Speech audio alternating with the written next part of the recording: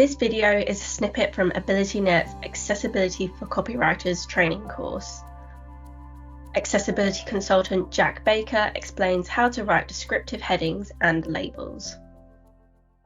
Headings and labels, and this is essentially saying that we want our headings and labels to be as descriptive as possible. So we want to ensure that our headings are descriptive to help users navigate the website. So for example, you want to avoid any sort of vague headings such as, section 1, for example, and also that our labels are descriptive to help users identify and understand how to use the components on the website. So we want to make sure any form field labels explain how to complete that field. So for example, using date of birth, DDMMYY as the label instead of, when were you born, it doesn't really give us or tell us exactly what is required to be input.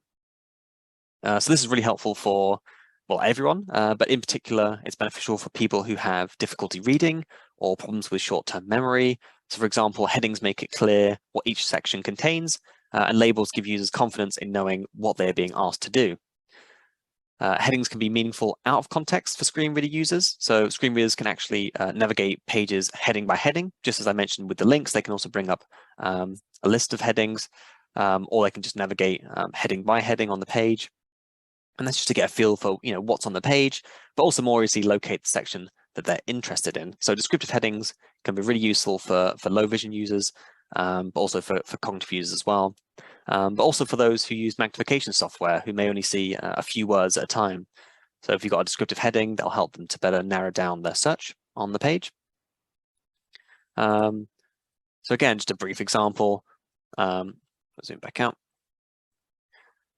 So again, we can visually see these headings here, which is what we all do. It helps us to better scan the content of a page.